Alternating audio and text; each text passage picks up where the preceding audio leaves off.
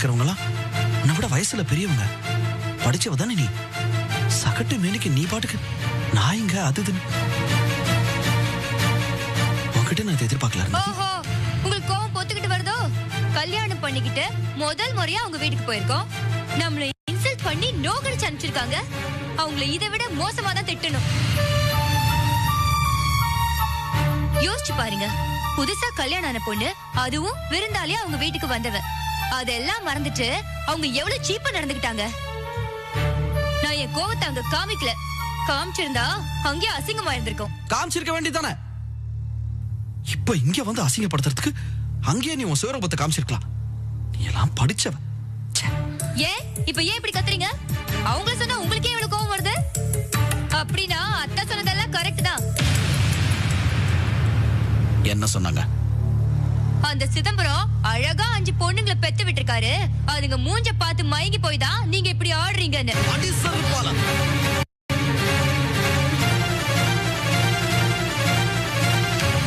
எடுங்க கைய. ஓ, இவ்ளோ துணிச்சல் வந்துருச்சா உங்களுக்கு? அப்போ ஃபர்ஸ்ட் நைட்ல நீங்க என்கிட்ட பேசுறதெல்லாம் பொய், போட்டதெல்லாம் வேஷம். பொம்பளைங்களை மதிக்கிற மாதிரி பசப்பதெல்லாம் நடிப்பு. கையா ஊங்குறீங்க கை. போதும், இதுக்கு மேல ஒரு வார்த்தை பேச வேண்டாம். என்னால இனிமே உங்க முகத்தை பார்த்துக்கிட்டு இருக்க முடியாது. நான் எங்க வீட்டுக்கு போறேன். தாராளமா போ, நான் உன்னை தடுக்க மாட்டேன். அமைதியா உட்காந்து யோசிச்சு பாரு, எது தப்பு எது சரின்னு உனக்கே புரியும். இப்படி அழுத்தம் திருத்தமா பேசினா நீங்க யோகியன் ஆயிட மாட்டீங்க. எப்படிப்பட்ட செல்வாக்குல பொறுத்து வளர்ந்தவ தெரியுமா நானு? இந்த குடும்பத்துல வந்து மாட்டிக்கிட்டு எல்லார்கிட்டயும் அவமானப்படணுங்கிற அவசியம் எனக்கு இல்ல. போதும், இதுக்கு மேல ஒரு வார்த்தை பேசாத. உனக்கு எங்க போனமோ இஷ்டப்படி போ. போ.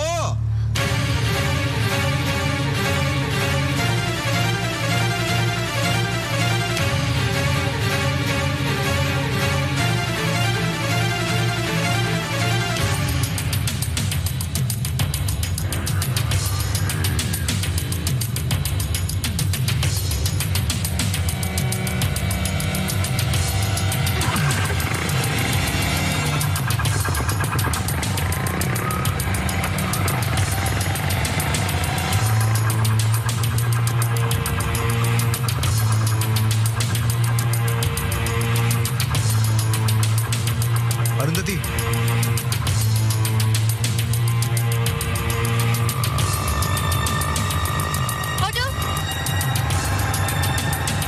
அருந்ததி ஒரு நிமிஷம் நில்லு.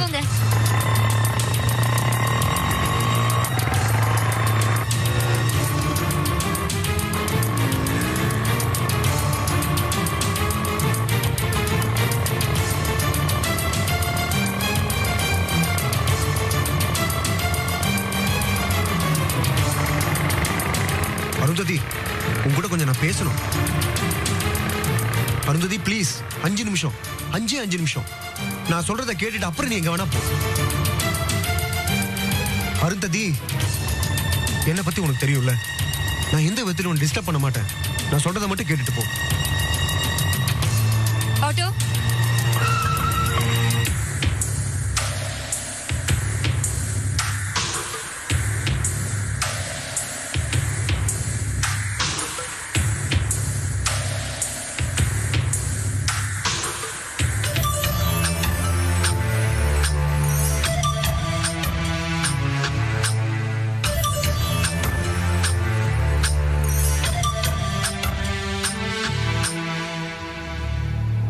என்ன எதுக்காக இப்ப என்ன கூட்டிட்டு வந்திருக்க?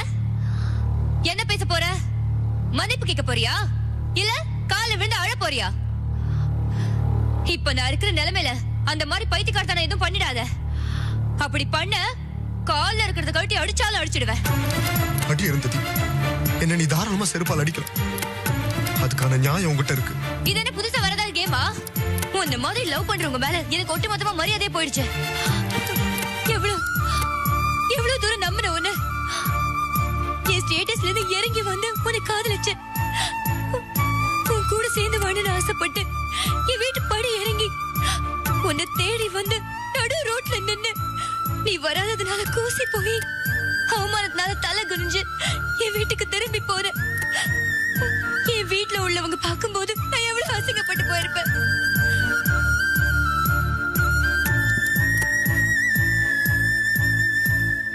எங்க அப்பா அம்மா முன்னாடி எவ்வளவு கூனி குறைக்க போறேன் தெரியுமா? இந்த கேவலம் எந்த பொண்ணாலையும் சகிச்சுக்க முடியாத கேவலம் தெரியுமாடா உனக்கு? நீ எவ்வளவு மனவேதனைப்பட்டிருப்ப. உனக்கு நடந்தது எப்பேற்பட்ட அவமானம் எனக்கு எல்லாமே தெரிய இருந்தது. சும்மா நடிக்காதடா. என் வேதனை அவமானம் எல்லாம் புரியுதுடா. எதுக்கு என் முன்னாடி பேசிட்டு இருக்க? எங்க போய் செத்து தொலைய வேண்டியதானே? ஐயோ கே ராஸ்கல், ஃப்ராட் தனலாம் பண்ணிட்டு இப்ப என்னடா தெரியுது புரியுதுன்னு கதை விடுற. ஏய், இந்த மாதிரி மூஞ்சி தொங்க போட்டு நிக்காதடா. எனக்கு உன் மேல பரிதாபம் வரல, உன்னை அப்படி கொண்டு போடலாம் போல இருக்கு. அருந்ததி, பேரை சொல்லாதடா ஸ்கவுண்டர். இப்போ உனக்கு என்னடா வேணும்? எனக்கு எதுவும் வேண்டாம். என் பக்கம் கொஞ்சமாவது நியாயம் இருக்குன்ற எண்ணம் இப்ப உன்கிட்ட இல்ல. அது உன் தப்பு இல்ல, சூழ்நிலை அப்படி ஆயிடுச்சு. கொஞ்ச நேரம் நீ நான் சொல்றத காது கொடுத்து கேட்கணும். என் கூட பல நாள் பழகி இருக்க. நாம ரெண்டு பேரும் காதலிச்சிருக்கோம். அந்த பிரியத்தை மதிச்சு நான் சொல்ல வரத நீ கொஞ்சம் பொறுமையா கேட்கணும். பிளீஸ், எனக்கு இந்த ஒரு சான்ஸ் மட்டும் கொடு. என்ன சொல்ல போற? அன்னைக்கு என்ன நடந்ததுன்னு நான் சொல்றேன். உனக்கு தெரியாம நிறைய நடந்துருச்சு. அன்னைக்கு நம்ம ரெண்டு பேரும் பிளான் பண்ண மாதிரி உன்னை கூட்டிட்டு வெளியூர் போறதுக்காக வீட்டுல ரெடி ஆகி இருந்தேன்.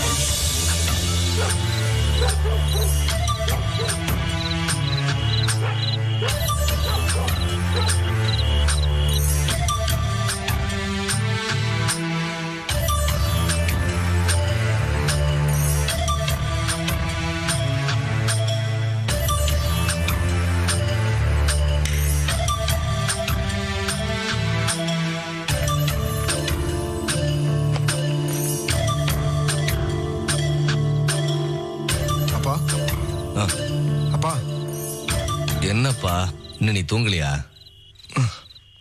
என்ன இந்த நேரத்துல பேண்ட்லாம் போட்டிருக்க? நான் உங்ககிட்ட ஒரு முக்கியமான விஷயம் பேசணும்ப்பா. என்ன இந்த நேரத்துல? என்னப்பா திடீர்னு முக்கியமான விஷயங்கிற? நீங்க ரெண்டு பேரும் என்ன கோச்சிக்க மாட்டீங்கன்னு நம்புறேன். என்ன இது புதிர்லாம் போட்டுக்கிட்டு? விஷயத்த சொல்லுப்பா. நான் ஒரு பொண்ணை லவ் பண்றேன்ப்பா.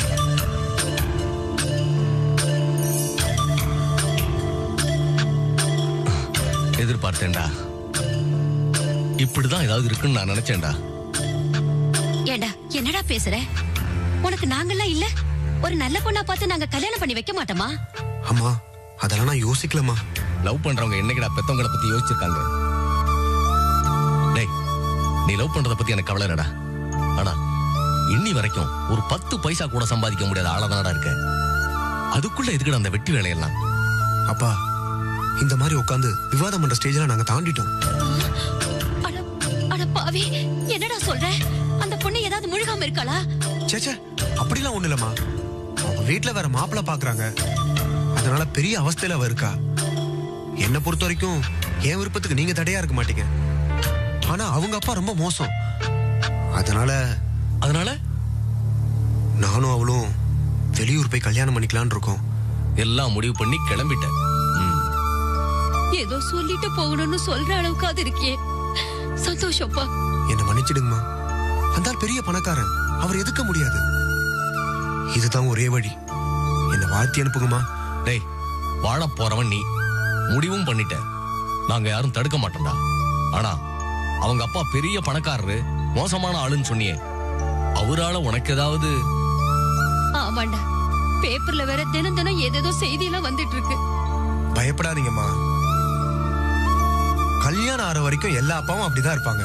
கல்யாணம் ஆயிட்டா எல்லாம் சரியாயிடும். அவருக்கு ஒரே பொண்ணு. எல்லாம் நல்லா நடக்கும்னு நான் நம்புறேன். இங்க பாருங்க, ஒண்ணும் ஆகாது. விடியறதுக்கு முன்னாடி நான் கிளம்பி ஆகணும். என்ன வாழ்த்தி அனுப்புங்க. இது வரைக்கும் ஒழுங்கா தான் இருந்திருக்கேன். அதுக்கப்புறம் தான் எங்க அப்பா வந்து பணம் கொடுத்தாராக்கும். பணம் கொடுத்த உடனே காதல் எல்லாம் காணாம போச்சு. அப்படிதானே? இல்ல அருந்ததி, நான் ஒன்னும் ஈன பிறவி இல்ல. பணத்துக்காக உன்னை நான் விட்டு கொடுத்ததா மட்டும் தயவு செஞ்சு நினைச்சிடாது. வேற எதுக்காக அப்படி நடந்துக்கிட்ட? அப்படி என்ன உயிர் போற விஷயம்?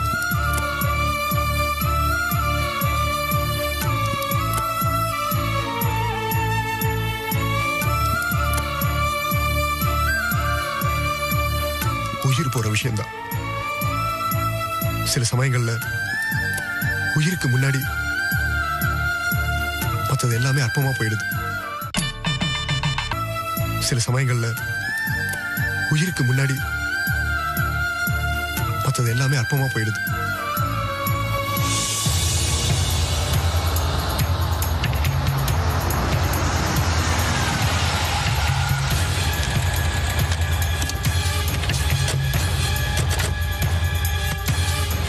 எந்த வீடுயா?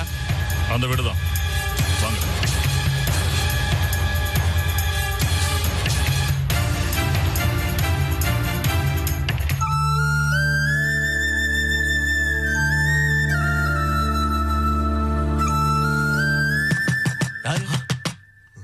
இப்படி தட்டுறாங்க? சார், யார் சார்? யார் நீங்க?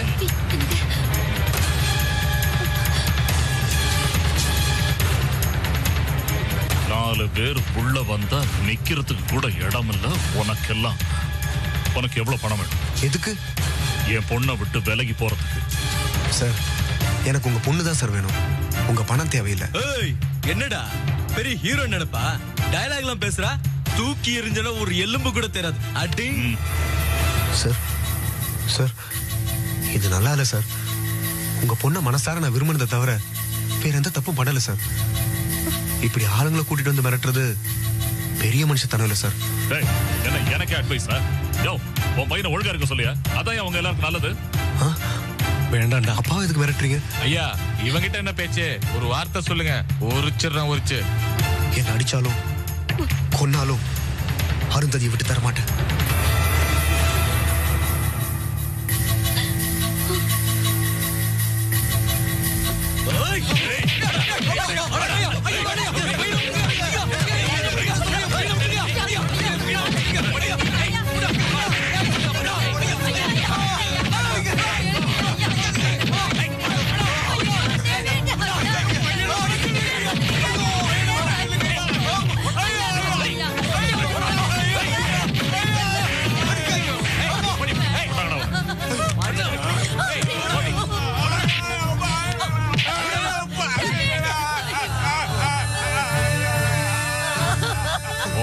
உயிர் எடுக்கிறது எனக்கு ஒன்றும் பெரிய விஷயம் இல்ல. நீ பாரு, அது எனக்கு முக்கியம் இல்ல. என் பொண்ணுதான் எனக்கு வேணும். இந்த பணத்தை எடுத்துட்டு எங்கேயாவது ஓடி போயிடுங்க.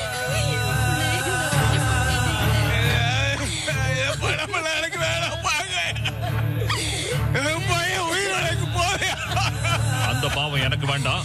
ராத்திரியோட ராத்திரியா எங்கேயாவது ஓடி போயிடுங்க. வாங்கடா. இவன் கிட்ட சொல்லி வை, எங்க ஐயா பொண்ணு விஷயத்துல தலையிட்டா குடும்பத்தோட சமாதி கட்டிடுவேன். வெட்டிடுவாமா.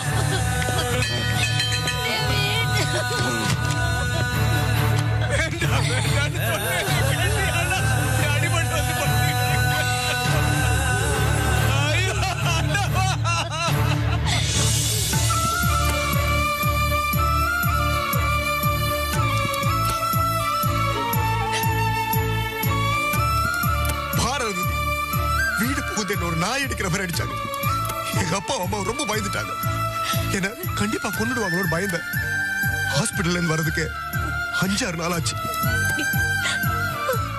அட பாவீங்களா, இப்படி அடிச்சிருக்காங்களே.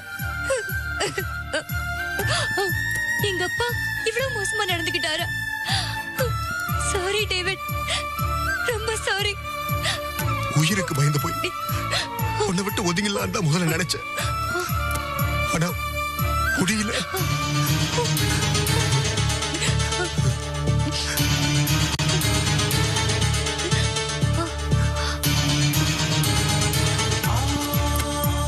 என்னால ஒதுங்க முடியாதுன்னு அப்புறம் தான் உணர்ந்தேன். உன்னை பிரிஞ்சு இருக்க முடியல. அது சாவை விட பெரிய தண்டனையா இருந்துச்சு. நான் அனுபவிச்சு உணர்ந்த உண்மை என்ன தெரியுமா? நீ இல்லாம நான் ஒரு பொண்ண மாதிரிதான்.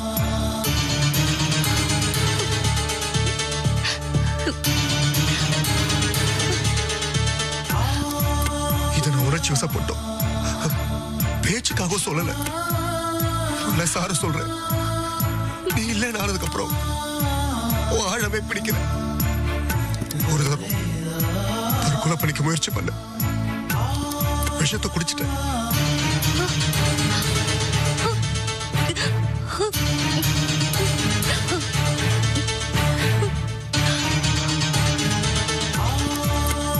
உன்னை பிரிஞ்சு வாடுற கொடுமைக்கு முன்னாடி சாவு பெருசா பண்ணல. ஆனா அங்கே என்னோட பேட் லக் என்னை காப்பாத்திட்டாங்க. அதுல கூட எனக்கு அதிர்ஷ்டம் இல்ல பாரு.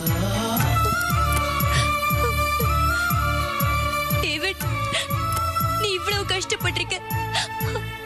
ஆனா நான் உன்னை பத்தி ரொம்ப தப்பா நினைச்சுக்கிட்டு இருந்தேன். I'm sorry. தற்கொலை முயற்சியில இருந்து தப்பிச்ச பிறகு யோசிச்சேன். கடவுள் உன்னை மறுபடியும் அடையறதுக்கு ஒரு வாய்ப்பு கொடுத்திருக்காரு என் மனசு சொல்லிச்சு. கண்டிப்பா நீ எனக்கு மறுபடியும் கிடைப்பான்னு ஏதோ ஒரு நம்பிக்கை என் மனசுக்குள்ள உறுதியா இருந்துச்சு.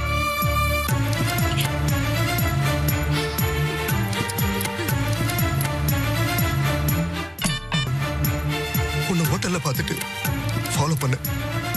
அதுக்கு பிறகு பல தடவை உன் மாமியார் வீடு உங்க வீடுன்னு உன்னை பார்க்கறதுக்கு அங்கங்க காத்துட்டு இருந்தேன்.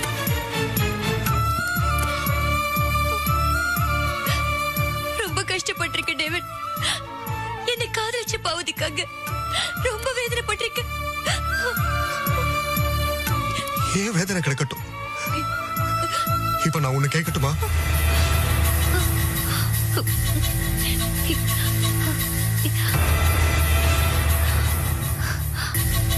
என்ன டேவிட்?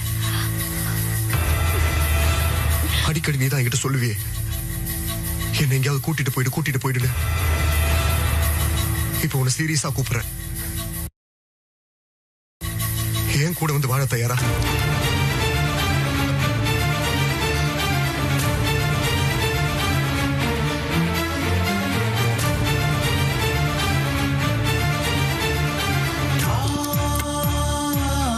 நான் கேட்கறது தப்பா இருக்கலாம்.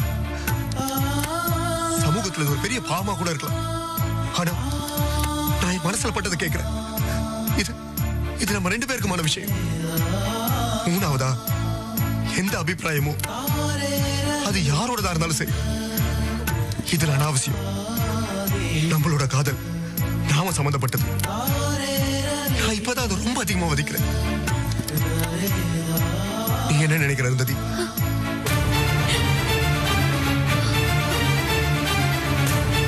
நம்ம 2 பேரும் எங்கேயாவது சந்தோஷமா இருக்கலாம். நமக்கு வேற எதுவுமே வேணாம், வேற யாரும் வேணாம். என்ன சொல்ற?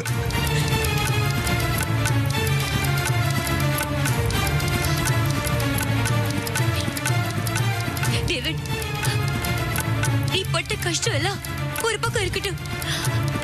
எங்க அப்பா அவர் என்ன திட்டம் போட்டு ஏமாத்திருக்காரு. என்ன ஒரு மக மாதிரி அவரு ட்ரீட் பண்ணல. அவரோட திமிருக்கும் பட வெறிக்கும் நாம தான் பலியாயிருக்கோம். இப்போ அவர் அனுபவிக்க வேண்டிய முறை வந்திருக்கு. அவருக்கு ஒரு பாடம் புகட்டுறதுக்காக நம்ம காதல் ஒண்ணு சின்ன பிள்ளைங்க விளையாடுற விளையாட்டு இல்ல நிரூபிக்கிறதுக்காக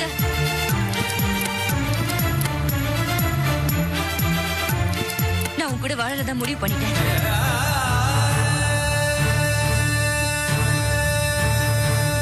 போலாம். இப்ப என் மனசுல நம்ம காதலிச்ச அந்த நாட்கள் திரும்ப வந்துட்ட மாதிரி இருக்கு. உன் கூட நான் எப்பவுமே இருப்பேன். இன்னொரு தடவை நம்ம காதல் தூக்குறத நான் அனுமதிக்க மாட்டேன். வா போலாம். நான் எதையும் ஃபேஸ் பண்ண தயாராயிட்டேன். வா.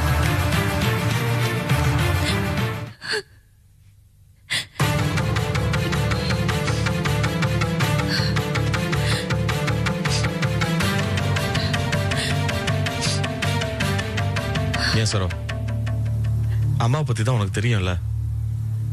ஆளாளுக்கு பேசி பிரச்சனை பெருசாயிட்டு இருக்கும்போது நீ வேற உன் பங்குக்கு பேசி பிரச்சனை இன்னும் பெருசாக்கணுமா? இவ்வளவு நேரம் தான் அத்தை சொன்னதெல்லாம் கேட்டுட்டு பொறுத்துட்டு இருக்க முடியும். பொறுத்துதான் ஆகணும். இல்ல எல்லாரும் இப்படியே பேசிட்டு இருந்தா வருஷம் பூரா சண்டை தான் போட்டுட்டு இருக்கணும். எல்லா சந்தர்ப்பத்திலையும் நான் தான் பொறுத்து போறவளா இருக்கேன். ஆனாலும் எல்லாரும் வந்து எனக்கு தான் அறிவுரை சொல்றீங்க. யாருக்கு சொல்லணுமோ அவங்களுக்கு சொல்ல மாட்டேங்கிறீங்க. என்ன பண்ண சொல்ற? போய் அம்மா கிட்ட சண்டை போடாதீங்க, சத்தம் போடாதீங்க, பொறுமையா இருங்கன்னு சொல்றியா? அப்படி சொல்றதுனால எந்த பிரயோஜனமும் இல்ல. எனக்கும் அம்மாக்கும் புதுசா ஒரு சண்டை தான் கிளம்பும். ஆமாமா, இந்த வீட்ல எல்லாமே வித்தியாசமா தானே நடக்குது. என்ன சொல்ற? ஆமா, அடிக்கிறவங்க கிட்ட பயம், அத யாருமே ஒண்ணும் சொல்ல மாட்டேங்கிறீங்க. அடி வாங்குறவங்க கிட்ட இப்படி பண்ணு, அப்படி பண்ணாத அப்படின்னு உபதேசம். சரி, சும்மா இத பத்தி பேசி எந்த பிரயோஜனமும் இல்ல. வா, சாப்பாடு போடு.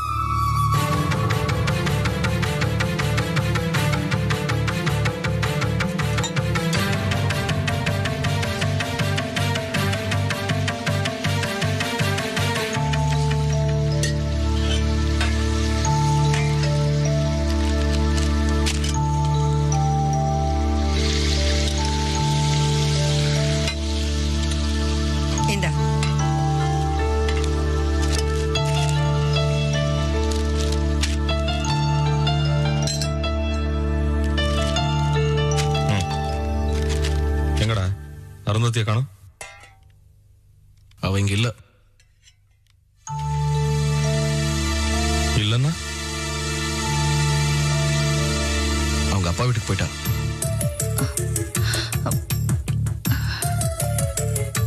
ஏண்டா என்கிட்ட கூட எதுவும் சொல்லாம அவங்க வீட்டுக்கு போனா? நீ எதுவும் அவளை திட்டினியா? சொல்லுடா அறிவு கட்டவனே, அவ கூட ஏதாவது சண்டை போட்டியா? டேய், கேக்குறாங்கல்ல, சொல்லுடா. ஒன்னும் இல்லண்ணே, அவ ஏதோ மூட் அவுட்டா இருந்தா. என்ன ஏதுன்னு யதார்த்தமா தான் போய் கேட்டேன். அதுக்கு இடக்கு முடக்கா பதில் சொன்னா. அப்படியே அவ பேச நான் பேச பேச்சு வளர்ந்துச்சு. கோவத்துல கையோங்கிட்டேன்.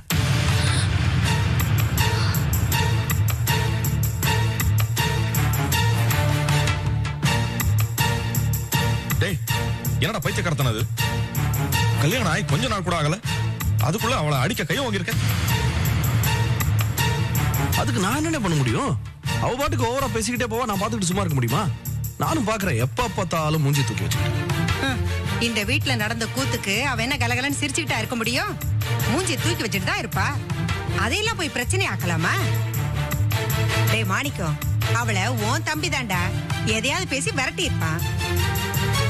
பாவம் அந்த பொண்ணு.